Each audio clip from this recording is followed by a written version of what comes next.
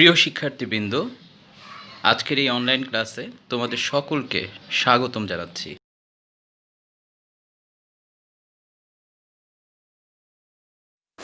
আজকের পাঠ শেষে শিক্ষার্থীরা যা শিখবে তা হলো উপাত্ত সম্পর্কে শিখতে পারবে, গণসংখ্যা সারণী তৈরি করতে পারবে, গাণিতিক সূত্র প্রয়োগ করে গড় মধ্যক এর সমস্যা সমাধান করতে পারবে, প্রচুরক নির্ণয় করতে পারবে। সুপ্রিয় শিক্ষার্থীবৃন্দ, আজকে তোমাদের বইয়ের অনুশীলনী 11 তথ্য উপাত্ত এই অধ্যায় নিয়ে আমরা আলোচনা করব। তো বোর্ডে তোমরা দেখতে পাচ্ছ আমি এখানে কিছু উপাত্ত তুলে রেখেছি এবং এই উপাত্তগুলো তোমরা অবশ্যই দেখতে পাচ্ছ যে সাজানো অবস্থায় নেই, এগুলো আসলে অবিন্যস্ত অবস্থায় রয়েছে। তো আমরা আজকে দুটো পদ্ধতি দেখব, বিন্যস্ত করে কিভাবে ছক অথবা গণসংখ্যা সারণী তৈরি করা যায়, অথবা কেবলমাত্র অবিন্যস্ত অবস্থায় রেখেও আমাদেরকে গণসংখ্যা সারণী যদি তৈরি করতে বলে অথবা সেখান থেকে যদি গড় নির্ণয় করতে বলে আমরা সেটা কিভাবে বের করব সেটা আজকে আমরা আলোচনা থেকে দেখে নিতে পারব। তো প্রথমে আমরা দেখতে পাচ্ছি যে এখানে উপাত্ত আছে। আমি এখানে 20টি উপাত্ত লিখে রেখেছি। 20টি উপাত্ত আছে এখানে। এখন আমাদেরকে কি কি করতে বলতে পারে এই ধরনের অঙ্কগুলোতে, আমরা সেটি দিকে একটু মনোনিবেশ করব। প্রথমত হচ্ছে এই উপাত্তগুলো যখন থাকবে আমাকে মানের ক্রমানুসারে সাজানোর কথা বলতে পারে। মানের ক্রমানুসারে কথাটার মানে হচ্ছে যে মানগুলোকে আমরা ছোট থেকে বড় অথবা বড় থেকে ছোট, তাহলে সেক্ষেত্রে আমরা দুটো পদ্ধতি পেলাম। একটাকে বলছি আমরা ঊর্ধ্বক্রম, আরেকটাকে বলছি অধক্রম। জি, এই ঊর্ধ্বক্রম কাজটা করার মানে হলো ছোট থেকে বড়, আর অধক্রম হচ্ছে বড় থেকে ছোট। আমরা যে কোনো একটি উপায়ে উপাত্তগুলোকে বিন্যস্ত করে নিতে পারবো। এটা হলো আমাদের প্রথম কাজ। তারপর আমাদেরকে বলতে পারে গণসংখ্যার নিবেশন সারণী তৈরি করা। তার জন্য যে প্রসেসগুলো আছে আমরা একটা একটা করে এর পরবর্তী ধাপগুলোতে দেখে নেব। তাহলে আমরা প্রথমে একটু দেখছি, মানের ক্রমানুসারে সাজিয়ে নিচ্ছি উপাত্তগুলোকে।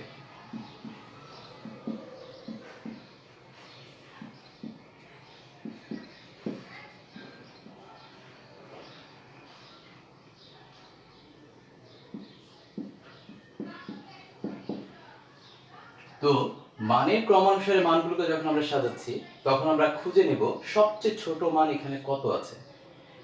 শিক্ষার্থীরা লক্ষ্য করো, সবচেয়ে ছোট মান এখানে আছে হলো 60। আমরা এই 60 নিয়ে প্রথম থেকে সাজানো শুরু করে ফেলছি। তোমরাও ঝটপট শুরু করে ফেলো।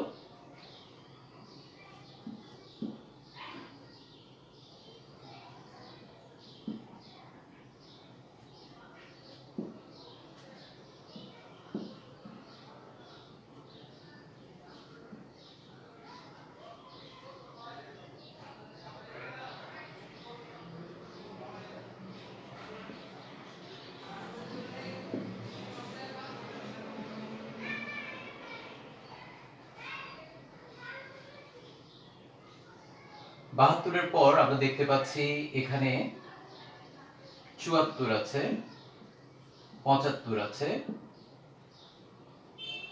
75 পর আমরা এখানে 76 দেখতে পাচ্ছি, 78 আছে এবং তারপরে 78-এর পরে 80 পাচ্ছি, 81 পাচ্ছি, 82 পাচ্ছি, 85 আমরা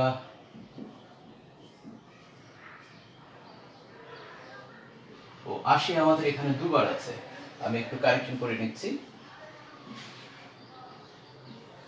80 আমাদের দুবার আছে, 81 82 আছে, তারপরে আমাদের এখানে 85 থাকবে হলো 3 বার, আর একবার আছে 88।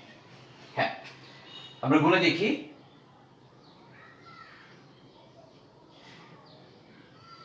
হ্যাঁ, আমাদের 20টি উপাত্ত ছিল, আমরা সাজিয়ে নেওয়ার পরেও এই 20টি উপাত্তই আমরা এখান থেকে পেয়েছি।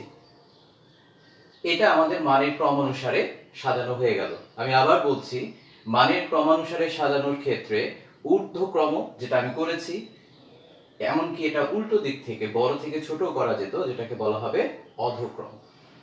আচ্ছা, এটা বের করার পর আমাদেরকে যদি বলা হয় যে আমরা একটা সারণী তৈরি করতে, যদি বলে গণসংখ্যা সারণী, গণসংখ্যা নিবেশন সারণী, যেভাবেই বলুক, তার জন্য আমাদের কয়েকটা ধাপ আছে এবং প্রশ্নে উল্লেখ করা থাকতে পারে, একটা ব্যবধানের কথা বলা থাকতে পারে।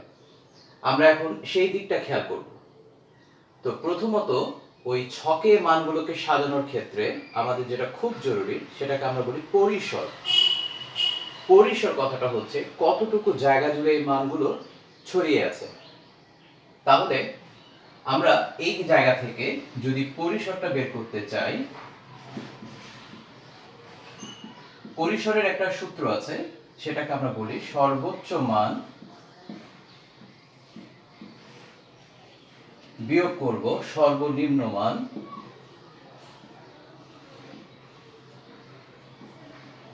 যোগ 1। আমরা এই সূত্রটা এখানে প্রয়োগ করে দেখছি। আমরা যে মানগুলো এখানে সাজিয়েছি, এই সাজানোর ভেতরে আমরা একটু দেখব সবচেয়ে ছোট মান আর সবচেয়ে বড় মান, এটা আসলে খুব সহজে বের করা সম্ভব।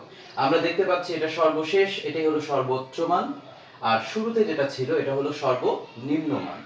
তাহলে আমরা যদি এখন সেটা এই জায়গায় বসিয়ে দিই, 88 সর্বোচ্চ মান, 60 হচ্ছে আমার সর্বনিম্ন মান।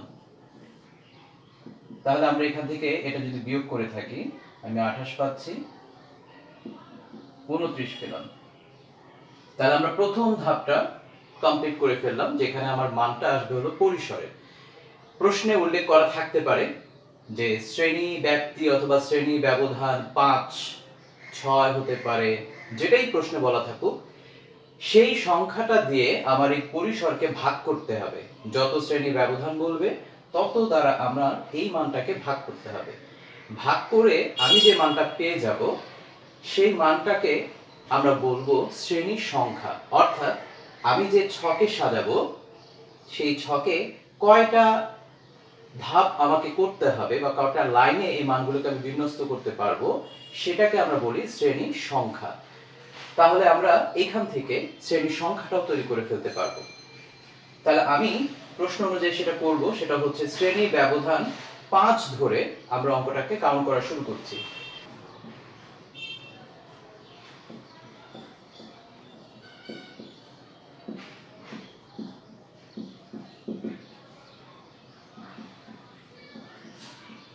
শ্রেণী ব্যবধান 5 নিয়ে প্রাপ্ত শ্রেণী সংখ্যা আমি পরিসর দিয়ে ভাগ করে দেব। পরিসর আমি পেয়েছি আমার এই অঙ্কের জন্য 29, তাকে ভাগ করব 5 দিয়ে। 5 দিয়ে ভাগ করলে আমরা যেটা পাওয়ার কথা আমরা সেটাই দেখছি। এখানে দশমিকের মান চলে আসতে পারে, যদি দশমিকের মান চলে আসে তাতেও কোনো সমস্যা হওয়ার কথা নয়। তাহলে আমরা দেখছি মানটা এখানে আসবে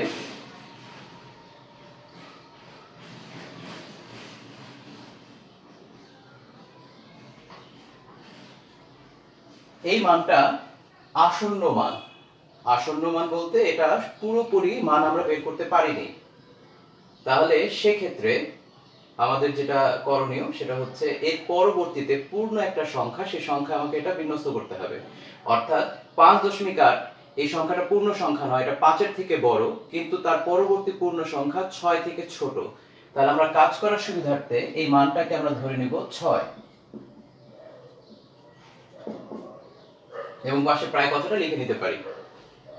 তাহলে আমরা দেখে নিচ্ছি, প্রথম কাজ হচ্ছে মানের ক্রমানুসারে সাজানো, এটা যদি প্রশ্নে বলা থাকে সেক্ষেত্রে। আর যদি আমার প্রশ্নে সরাসরি বলা হয় যে গণসংখ্যা সারণী তৈরি করো, তাহলে আমাদের এই মানের ক্রমানুসারে ব্যাপারটা না করে শুধুমাত্র পরিসর দিয়ে অঙ্কটা শুরু করা যেতে পারে। তাহলে আমরা যেটা করলাম, পরিসরটা বের করে নিয়েছি। শ্রেণী ব্যাপ্তি অথবা শ্রেণী ব্যবধান কত নিয়ে করতে হবে তার একটা পরিমাণ এখানে প্রশ্নে দেওয়া আছে, আমরা সেটাও এখান থেকে বের করলাম। আর এরপর আমরা এখন এই 6টা ঘর অথবা শ্রেণীতে কিভাবে মানটাকে সাজাবো, আমরা সেই মানটা একটু দেখে নেব।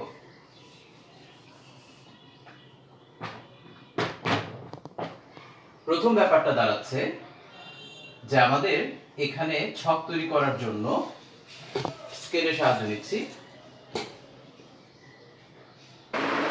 আমরা এই মানগুলো এখানে একটু সাজিয়ে নিলাম, যেহেতু বোর্ডটা মুছে ফেলা হয়েছিল। মানের ক্রমানুসারে যে মানগুলো আমরা প্রথমে বের করে নিয়েছিলাম সেই মানগুলো আমরা এখানে আবার একটু তুলে নিয়েছি। আর ছকটাও তৈরি করে ফেলেছি, তোমরা দেখতে পাচ্ছ ছকটা আমি তৈরি করে রেখেছি, যেখানে শ্রেণী ব্যাপ্তি, ট্যালি, গণসংখ্যা। আমরা এই কাজটা করি এই কারণেই যে আমাদের এলোমেলো অথবা সাজানো মানগুলো আমাদের যেভাবে আছে সেখান থেকে কে কত নাম্বারের মধ্যে আছে এটা বের করাটা অথবা হিসাব করাটা একটু কঠিন হয়ে যায়। যদি আমরা এটা ছকের মধ্যে সারিবদ্ধভাবে বসে কাজটা করি তাহলে আমাদের এটার মানগুলো দেখতে খুব সুবিধা হয় এবং কাজ করতে আমাদের সুবিধা হবে। তো আমরা একটু খেয়াল করছি কিভাবে কি প্রসেসটা আমরা করবো। শ্রেণী ব্যাপ্তিটা হলো সর্বনিম্ন যে সংখ্যা আছে আমরা সেখান থেকে স্টার্ট করতে পারি। সর্বনিম্ন সংখ্যা হচ্ছে আমাদের এখানে 7। আমাদের প্রশ্নে বলা হয়েছে শ্রেণী ব্যবধান 5 নিয়ে, তাহলে আমরা 5 হাতে রেখে কাজটা করব। যেমন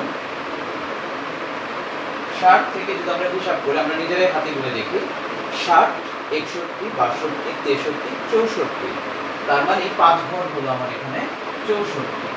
ঠিক পরবর্তী সংখ্যাটার দিকে আমরা খেয়াল করবো, যেহেতু 64 নিয়েছি, 64-র পরের সংখ্যা হচ্ছে 65। তাহলে 65 থেকে যদি আমরা শুরু করি তাহলে আমার মানটা শুরু হবে 65, 66, 67, 68, 69। তাহলে 5 ঘর আমি নিলাম 69। তারপরেরটা আমরা একইভাবে সাজিয়ে ফেলতে পারবো। এখন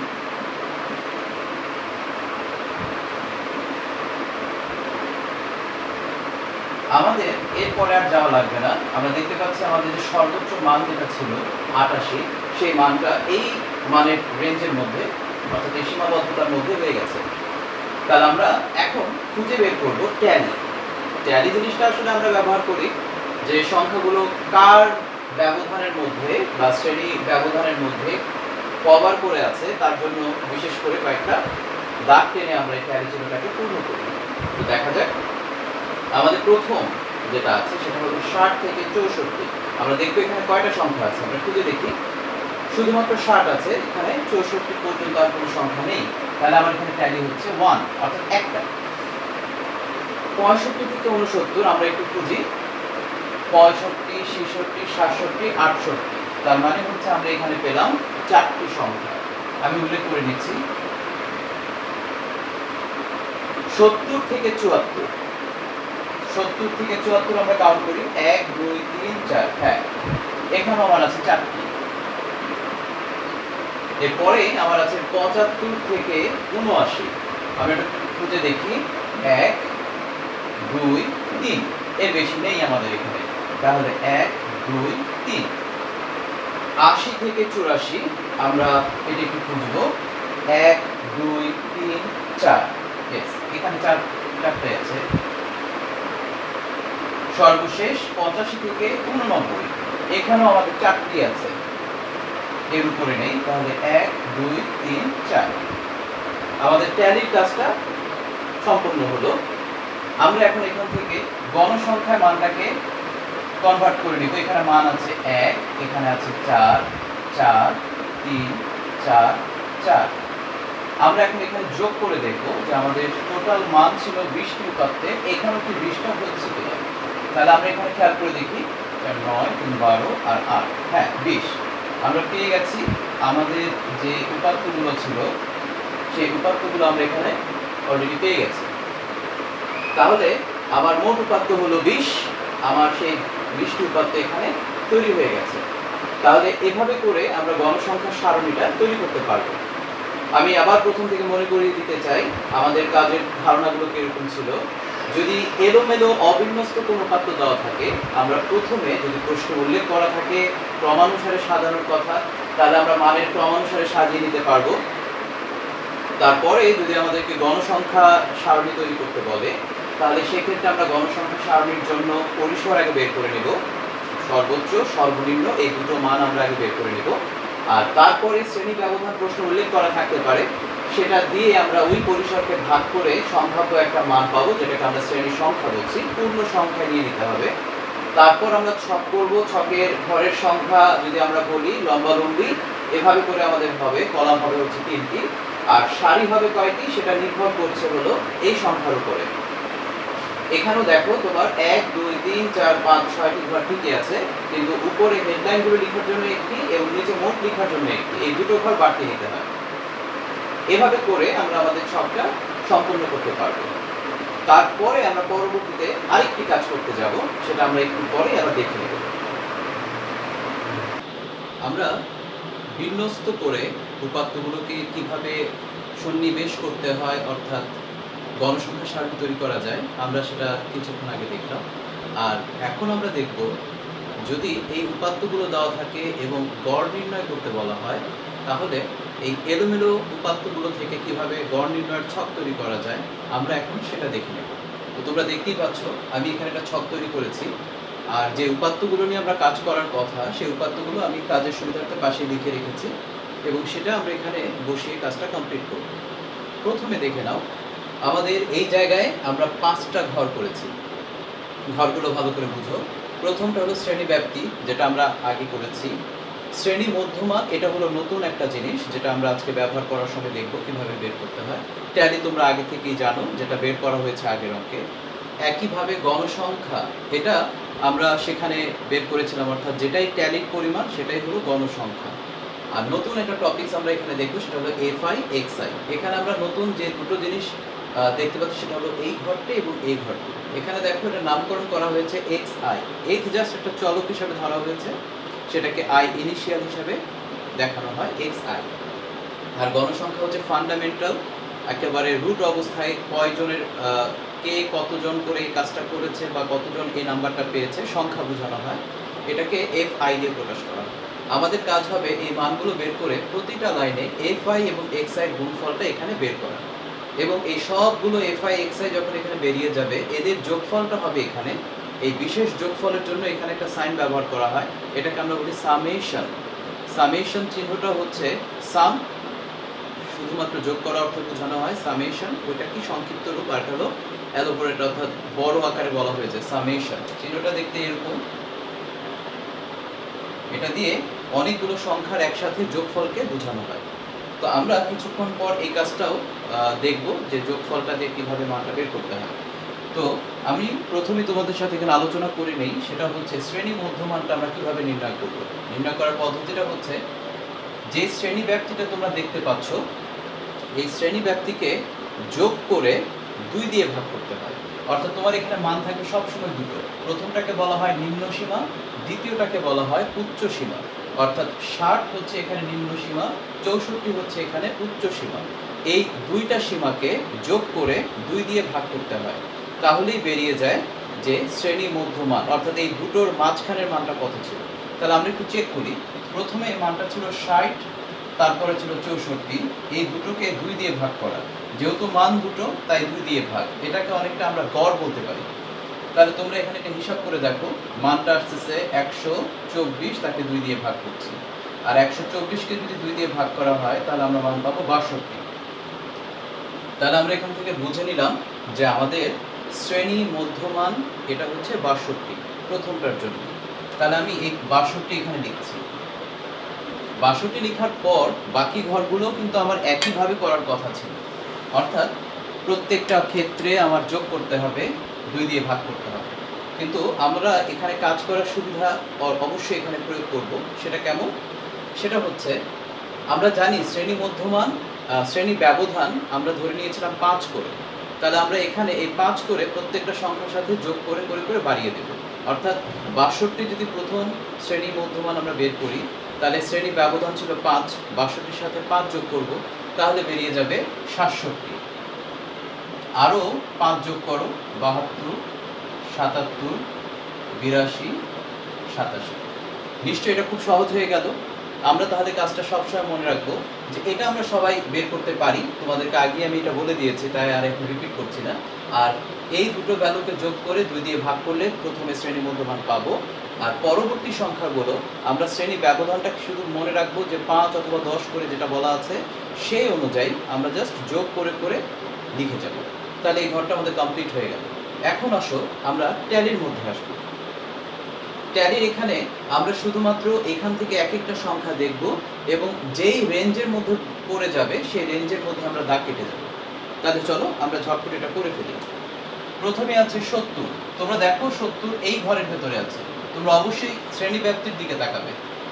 65 এই ঘরে আছে। 80 এখানে দিলাম। 75 এই ঘরে। 60 প্রথম ঘরে। 85 এখানে এসেছে। 68 তোমরা দেখে যাও খেয়াল করে করে। 88 78 82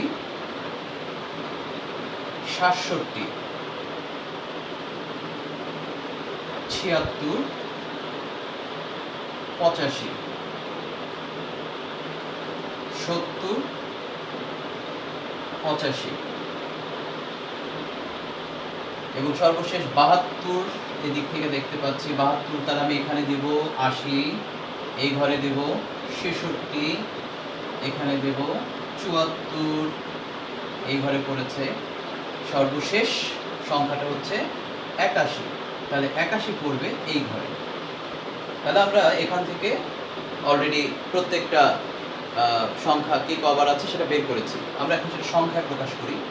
এখানে তাহলে 1টি 4টি 4টি 3টি 4টি 4টি। যেহেতু আমাদের এই অঙ্কে কোনো বাধ্যবাধকতা নেই, সাজানোর কোনো ব্যাপার যদি প্রশ্নে বলা না থাকে, যদি শুধু গড় নির্ণয় করতে বলে, তাহলে আমরা এইভাবে করলে আমাদের হয়ে যাবে, আমাদের সময়ও বাঁচবে এবং খুব সহজে অঙ্কটা হয়ে যাবে। আমরা একটু গুনে দেখব আমাদের মানটা ঠিক আছে কিনা। 4টা 4 আছে, তার মানে 4 4 16 এবং আরেকটা 4, 3 আর 1 মিলে 4, তার মানে 20। হ্যাঁ, আমাদের মান 20টি ছিল, এখানে গুনে দেখতে পারো 20টি মানই ছিল। এখন আমাদের দায়িত্ব হবে এই প্রত্যেকটা লাইনের ভেতরে fi এবং xi কে গুণ করা। জাস্ট গুণ করবো, আর কিচ্ছু না। তাহলে 62 আর 1 গুণ করলে পাচ্ছি 62। এই দুটো গুণ করলে আমরা কত পাবো দেখি। 4 7 28 8 হাতে আর 2, 4 6 24 আর 2 পেয়ে গেলাম। 4 2 8, 4 7 28, 3 7 21 1 হাতে আর 2, 3 7 21 আর 2, 4 2 8, 4 8 32, 4 7 28 8 হাতে আর 2, 4 32 আর 2 34। তোমরা দেখলে আমি এখান থেকে যোগফলটা নির্ণয় করে ফেললাম, মানে গুণফলটা, সরি। এখন আমরা যোগফলটা বের করব। তাহলে যোগফলের দিকে আসি। 8 8 16 বা 4 8 32, আমি একবারে বলছি, 4টা 8 আছে। 4 8 32, 33 আর 2, 35 এর 5 হাতে আর 3, তাহলে 7 2 9, 9 3 12, 12 8 20, 20 6 26, 6 32 এর 2 হাতে আর 3, তাহলে 3টা 3 হয়ে গেল। হাতের 3 এখানে 3, তাহলে 3 3টা 9, 9 আর এখানে 6 আছে, তাহলে 9 আর 6 হলো 15। তাহলে 1525 আমরা এখান থেকে পাচ্ছি। এখন আমরা কিভাবে গড় নির্ণয় করব, গড়ের যে সূত্র আছে আমরা এই সূত্রটা দেখব। এই যে সাইনটা দেখেছো উপরে একটা দাগ দেওয়া আছে মাথার উপরে, এক্স এর উপরে, এটা হলো বার, এবং এই বার দিয়ে বোঝানো হয় গড়। তাহলে গড় নির্ণয় করার সূত্রটা আমরা এখানে ব্যবহার করব summation of fi xi divided by n। এই হলো সূত্র। আমরা এখন এটাকে ভাগ করে যা পাবো সেটাই হবে আমাদের এখানকার অ্যান্সার। আমাদের উত্তর চলে এসেছে 76.25। তাহলে এটাই আমাদের উত্তর। তাহলে আমরা দেখে নিলাম কিভাবে অবিন্যস্ত উপাত্ত থেকে আমরা গড় নির্ণয় করতে পারি এবং ছকটা খেয়াল করব এবং ছক অনুযায়ী কিভাবে মানটা নির্ণয় করা যায়। শিক্ষার্থীবৃন্দ, এখন আমরা দেখব মধ্যক কিভাবে নির্ণয় করা। তো আমাদের যদি এরকম অবিন্যস্ত উপাত্ত দেওয়া থাকে, তবে সেখান থেকে কিভাবে মধ্যক নির্ণয় করা যায় আমরা আজকে সেই পদ্ধতিটা দেখব।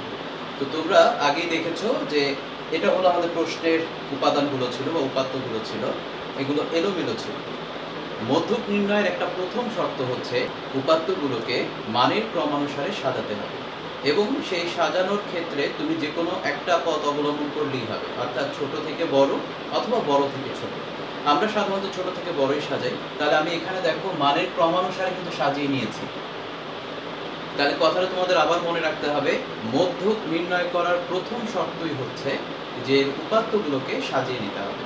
আমি তাহলে প্রথম কাজটা কমপ্লিট করেছি, সাজিয়ে নিয়েছি। এরপর আমাকে দেখতে হবে যে এখানে উপাত্তের সংখ্যাটা কি জোড় সংখ্যা না বেজোড় সংখ্যা। আমরা এটা দেখব। আমি লিখে নেব এখানে মোট উপাত্ত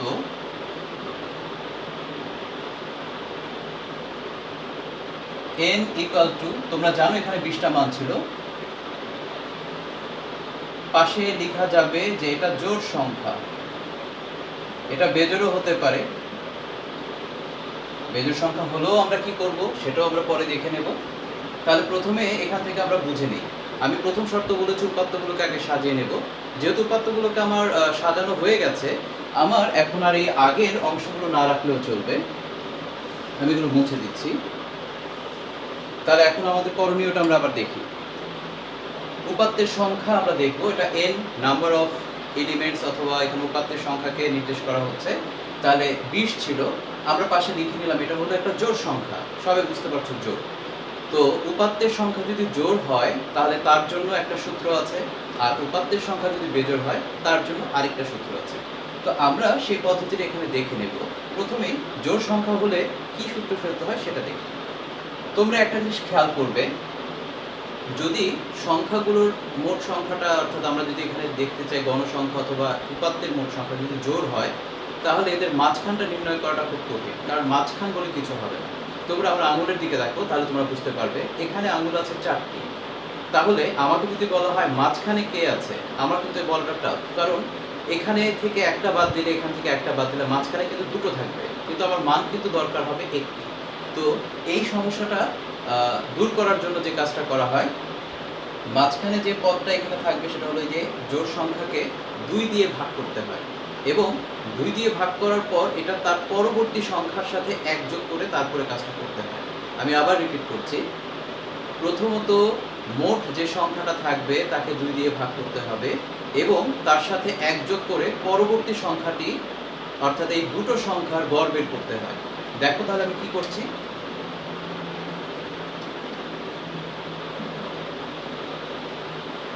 এখানে আমি যেটা সরাসরি লিখব, 20/2 ও 20/2 যোগ 1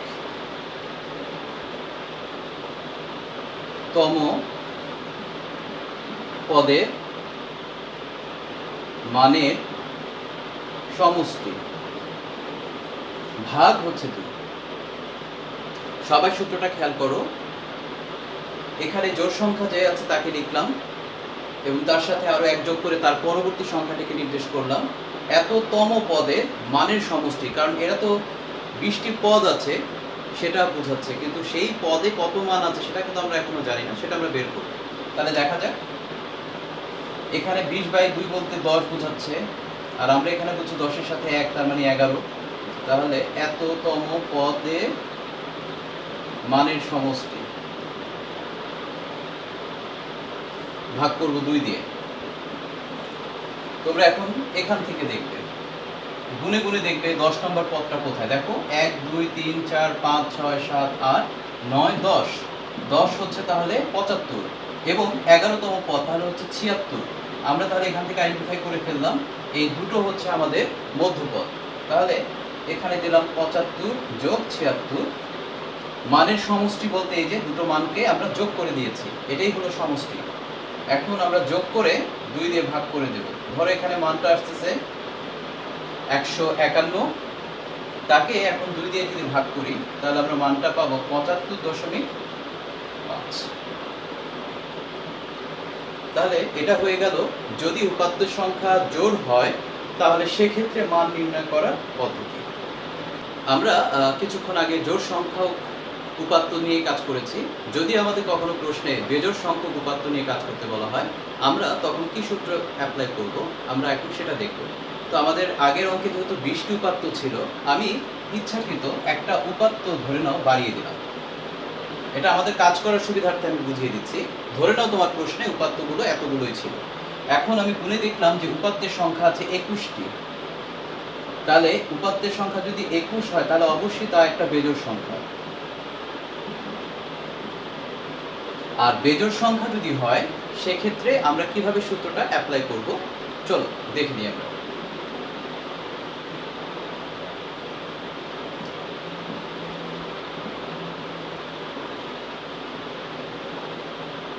একুশ হচ্ছে আমার এখানে বেজোড় সংখ্যা, মোট উপাত্তের সংখ্যা, তার সাথে 1 যোগ করে তারপর 2 দিয়ে ভাগ করতে হবে, কারণ এক্ষেত্রে মধ্যক বের করার জন্য আমি বেজোড় মানকে কখনোই 2 দিয়ে ভাগ করতে পারবো না। আর মনে রাখবে মধ্যক বের করার জন্য অবশ্যই 2 লাগবে। 2 দিয়ে কেবলমাত্র আমরা দ্বিখণ্ডিত বা সমান দুভাগে ভাগ করতে পারি বা মাঝখানের মানটা পাই, এই জন্যই আমরা 2 দিয়ে ভাগ করি।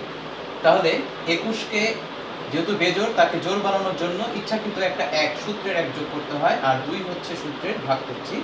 তাহলে এততম পদের মান, শুধু তম পদ হলেই হবে না, সেই পদের মানটা হচ্ছে আমাদের অ্যান্সার। তাহলে আমরা এখান থেকে পাচ্ছি 22, 2 দিয়ে ভাগ করলে আমরা পাবো 11। তোমরা কেউ ভেবো না যে 11ই হচ্ছে তোমাদের অ্যান্সার, 11তম পদের মানটা হচ্ছে তোমার অ্যান্সার। তাহলে আমরা এখান থেকে দেখি 11তম পদ কত। 1 2 3 4 5 6 7 8 9 10 11, এই 76 হচ্ছে তোমার এই অঙ্কে 11 নম্বর পদ। যেহেতু আমরা এটা সাজিয়ে রেখেছি, হিসাব করতে কোনোই ঝামেলা হচ্ছে না। তাহলে আমি এখন সরাসরি এখানে লিখে দেব 76। কেউ আবার ভুলেও এখানে তম পদের মান এর সাথে লিখতে যাবে না, কারণ 11তম পদের মানই হচ্ছে 76 এবং এটাই হচ্ছে তোমার মধ্য। শিক্ষার্থীবৃন্দ, আমরা এখন প্রচুরক নির্ণয় করা শিখব। তো প্রচুরক নির্ণয় করার জন্য একেবারেই স্বাভাবিক একটা ব্যাপার আছে যে কোন উপাত্তটি কত সংখ্যক আছে এটা নির্ণয় করতে পারলেই আমাদের মান বেরিয়ে যাবে।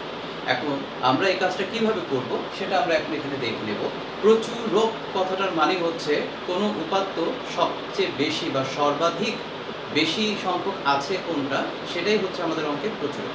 তো আমরা প্রথমে যেভাবে লিখব, যে উপাত্তগুলো দেখব যে একের অধিক সংখ্যক বার আছে তাদেরকেই আমরা কেবলমাত্র উল্লেখ করে করে লিখব যে এই সংখ্যাটি 2 বার, ওই সংখ্যাটি 3 বার এভাবে করে আছে।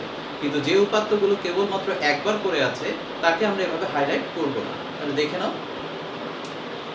এখানে দেখো 60 একবার আছে, এটাকে হাইলাইট করার কিছু নেই, আমরা এটা খুঁজে যাই। দেখো 70, আমরা এখানে লিখতে পারি উপাত্তগুলোর মধ্যে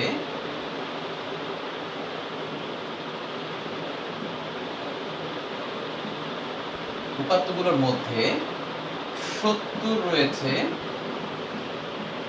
2 বার। তোমরা দেখো এখানে আর কিছু নেই, 80 আছে 2 বার, লিখে নেই 80 রয়েছে 2 বার, 81 82 এটা কেউ না, 85 রয়েছে 3 বার। তোমরা দেখো এছাড়া আর কোনো সংখ্যা বা উপাত্ত নেই যেটা তোমার বেশি সংখ্যক বার আছে, একের অধিক। তাহলে আমি এখন লিখে দিতে পারি এছাড়া বাকি উপাত্ত আছে একবার করে। তাহলে আমার সবগুলো উপাত্ত সম্পর্কে ধারণা হয়ে গেছে। যেহেতু আমাদের প্রচুরকের নিয়মটাই হচ্ছে সর্বাধিক যে আছে তাকে আমি প্রচুরক হিসেবে গণ্য করব, তাহলে আমরা এখান থেকে সহজে খুঁজে পাবো। তোমরা দেখতে পাচ্ছ 70 রয়েছে 2 বার, 80 রয়েছে 2 বার, 85 রয়েছে 3 বার, তাহলে সর্বাধিক আছে এখানে 85। তাহলে আমরা লিখব এখানে সর্বাধিক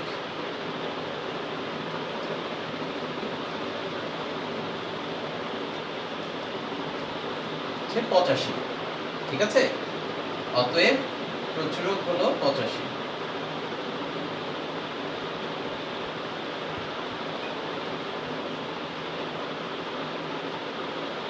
এটাই আমাদের উত্তর হবে। শিক্ষার্থীরা, তোমরা দেখতেই পাচ্ছ আমি আরেকটা নতুন অংশ তোমাদের সামনে নিয়ে এসেছি। এটার নাম হচ্ছে আয়তলেখ অঙ্কন।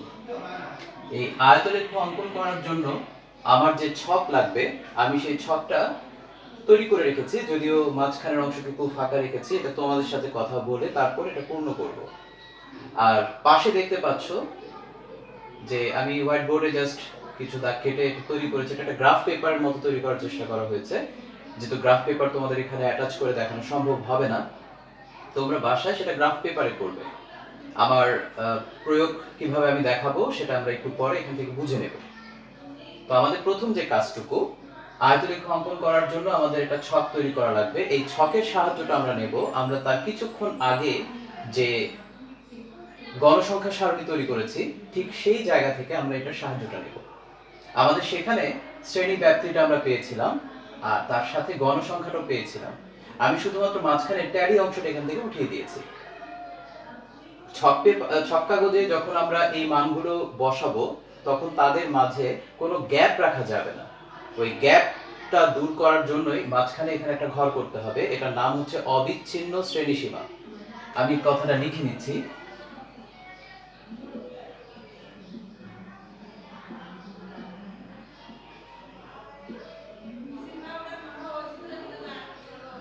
অবিচ্ছিন্ন শ্রেণীসীমা। অবিচ্ছিন্ন শ্রেণীসীমাটা নিতে হচ্ছে এই কারণে, তোমরা এখানে একটু দেখো 60 থেকে 64, যদি আমরা এখান থেকে তার ব্যবধানটা নিই 60 থেকে 64, ঠিক তার পরের ঘরটা কিন্তু 64 থেকে শুরু হয়নি, তার পরের ঘরটা শুরু হয়েছে 65 থেকে। তার মানে এক করে ব্যবধান প্রত্যেকটা জায়গায় থেকে যাবে, কিন্তু আমাদের আয়তরেখাটা হবে একটার গায়ে একটা লেগে যাবে, কোনো গ্যাপ থাকবে না। এই গ্যাপটা দূর করার জন্য আমরা এটা তৈরি করব। এই মাঝখানের এক দূর করার জন্য আমাদের যে প্রসেসটা হলো সেটা হচ্ছে, প্রথম যে সংখ্যাটা আমরা পেয়েছি এটাকে আমরা নিম্ন সীমা বলি, 60 পেয়েছি, এটা থেকে আমরা দশমিক অর্থাৎ 0.5 পরিমাণ আমরা এটা থেকে বাদ দিয়ে দেব এবং এই 64 যেটাকে আমরা উচ্চ সীমা বলছি তার সাথে আমরা সেই 0.5 যোগ করে নেব। এই পদ্ধতিতে প্রত্যেকটার মধ্যে আমরা একই কাজ করে নেব। দেখছি কিভাবে লিখছি আমি। 59.5 আসবে আর 64.5 আসবে। আমি যেটা বলেছি সেটা আবার একটু বুঝে নেওয়ার চেষ্টা করি। 60 যেটা ছিল প্রথম যে নিম্ন সীমা, তা থেকে 0.5 আমি কমিয়ে নিয়েছি, আর যেটা পরে দেখছি 64 তার সাথে আমি 0.5 যোগ করে নিয়েছি।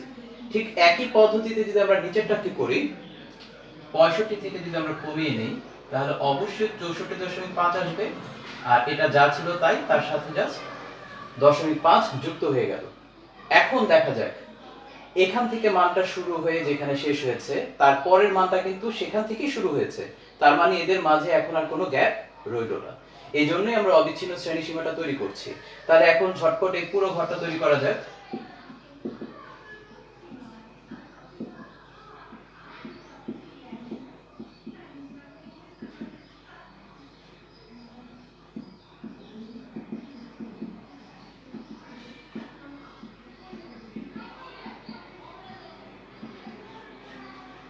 আমাদের এই সম্পূর্ণ কাজটা হয়ে গেল। আমরা এখন যে কাজটা করব সেটা হচ্ছে গ্রাফ পেপারে এই মানগুলোকে কিভাবে উপস্থাপন করব। এই উপস্থাপন করার জন্য কিছু প্রসেস আছে। আমরা প্রথম যে প্রসেসটা এখানে লক্ষ্য করব সেটা হচ্ছে, গ্রাফ পেপারটা আমাদের কাছে যেভাবে দিবে, হাফ পরিমাণও যদি ওখানে দেওয়া থাকে তবে সেটাকে আমরা এইভাবে করে, অর্থাৎ লম্বা দিকটা না নিয়ে পাশের দিকটাকে আমরা এভাবে করে বিন্যস্ত করে যদি সাজাই, আমাদের এখানে দুটো অক্ষ নিয়ে কাজ করতে হবে। একটা অক্ষ যেটা আমাদের ভূমির সমান্তরালে, এটাকে আমরা বলবো এক্স অক্ষ, এবং যেটা সোজা উপরের দিকে গেছে কলাম বরাবর, এটাকে আমরা বলবো ওয়াই অক্ষ। তো আমি এখান থেকে এটাকে তৈরি করার চেষ্টা করছি, এটাকে একটু বাড়িয়ে নিচ্ছি, ধরে নিচ্ছি যেটা আমার ছক কাগজ ছিল, এবং ছক কাগজে এটাকে ইন্ডিকেট করার জন্য আমি একটা ভিন্ন কালার ব্যবহার করছি। বুঝিয়ে দিচ্ছি যে এটা হলো আমার ওয়াই অক্ষর দিকে আমরা দাগটা টেনে নিয়েছি।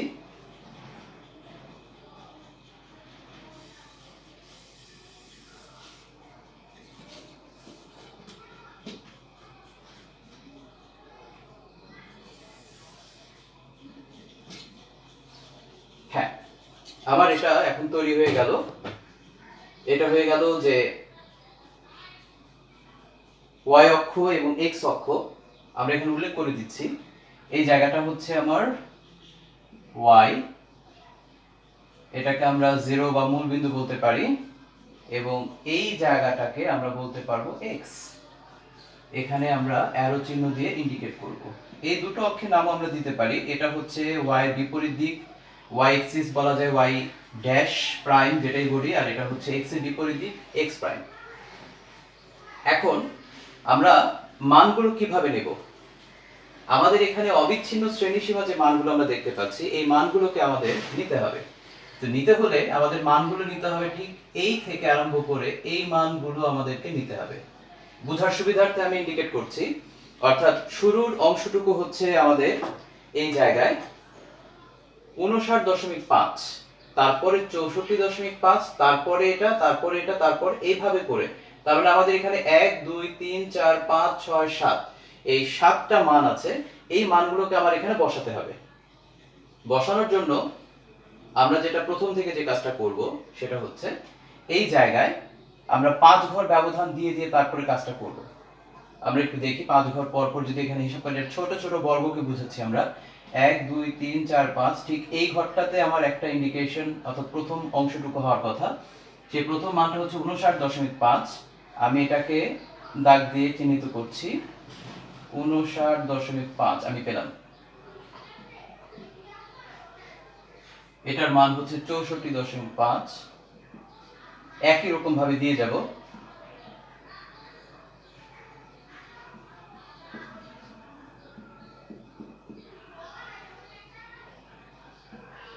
,5, 79.5, এটা হবে 84.5 এবং সর্বশেষ এটা হবে আমার 89.88। আমি এইখানে মিসিং করেছি, এটা 89 ছিল, তাহলে এটা 89.5ই হবে। হ্যাঁ, ঠিক আছে।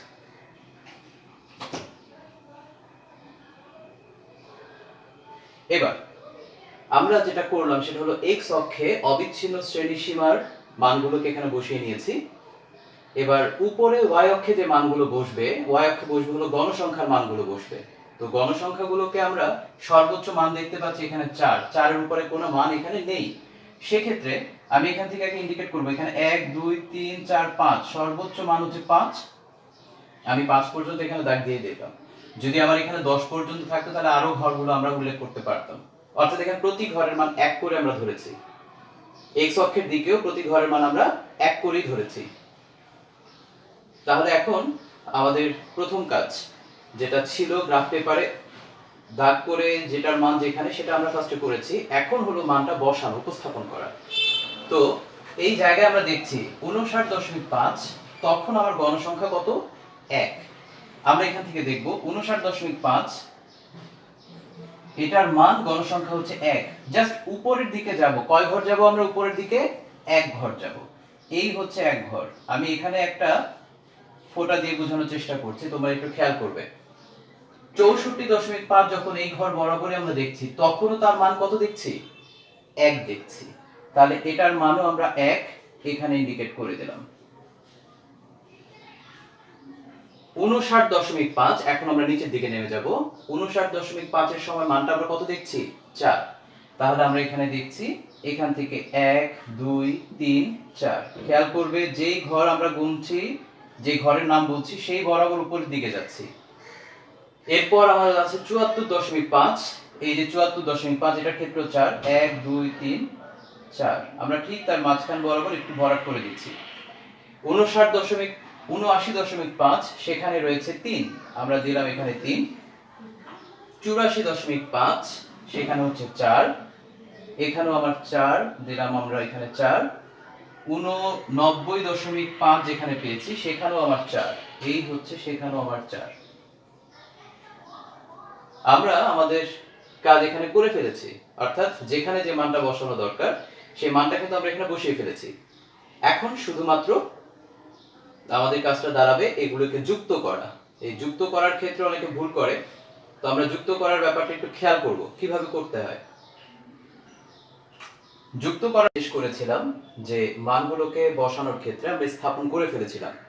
আমি এখানে ব্লু পেন দিয়ে সেটাকে যুক্ত করে নিয়েছি। তোমরা দেখতে পাচ্ছ এখানে এই বিন্দু থেকে এই বিন্দু এখানে একটা দাগ অঙ্কিত করা হয়েছে।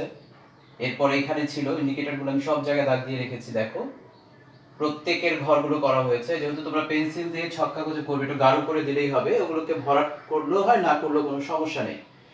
আচ্ছা, এই হলো আয়তরেখা অঙ্কন করা হয়ে গেল। কিন্তু আয়তলেখ অঙ্কন করার পর তার যে বর্ণনাটা আছে সেই বর্ণনাটুকু আমরা দেখব এখান থেকে।